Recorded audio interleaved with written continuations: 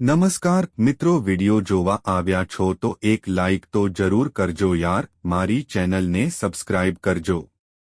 ચાલો તો શરૂ કરીને આજની વાર્તા। મૂર્ખ ગધેડો। એક ગામમાં એક ધોબી રહેતો હતો।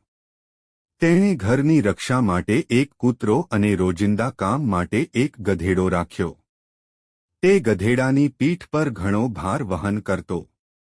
એક રાત્રે ધોબી ઘરમાં શાંતિથી સૂતો હતો ત્યારે એક ચોર આવ્યો। ધોબીના ગધેડા અને કૂતરાને આંગણામાં બાંધેલા હતા અને તેમણે ચોરને અંદર આવતો જોયો, પણ કૂતરાએ માલિકને ચેતવ્યા નહીં।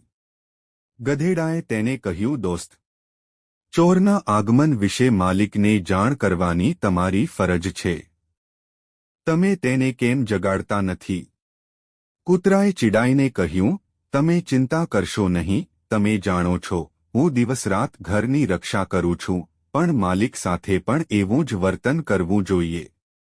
ઠીક છે, ચોરી થવા દો, તેને નુકસાન થશે તો જ મને મારી કિંમત ખબર પડશે।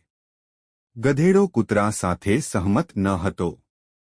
તેણે તેને સમજાવવાની કોશિશ કરી, સાંભળ દોસ્ત, નોકર આવી શરતો લાદીને તેના કામની અવગણના ન કરે। ધણીને આ સમયે તારી જરૂર છે। તેમની સલાહને અવગણીને તેણે કહ્યું, કૃપા કરીને મને પાઠ ન શીખવો।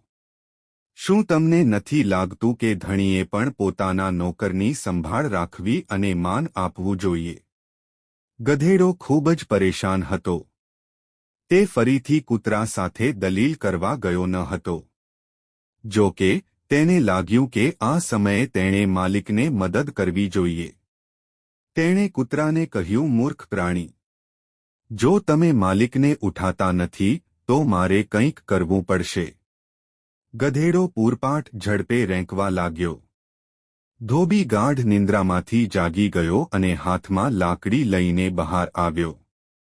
જ્યારે તેણે જોયું કે કૂતરો ચૂપચાપ બેસ્યો છે અને ગધેડો જોરથી બૂમાબૂમ કરી રહ્યો છે, ત્યારે તેણે વિચાર્યું કે ગધેડા તેની ઊંઘમાં ખલેલ પહોંચાડવા માટે આ કર્યું છે। તે પોતાનો ગુસ્સો ગુમાવી બેઠો અને ગધેડાને ખૂબ જ નિર્દયતાથી મારવા લાગ્યો।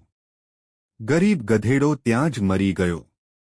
પાઠ, તમારું કામ કરો અને પૂછ્યા વગર સલાહ ન આપો।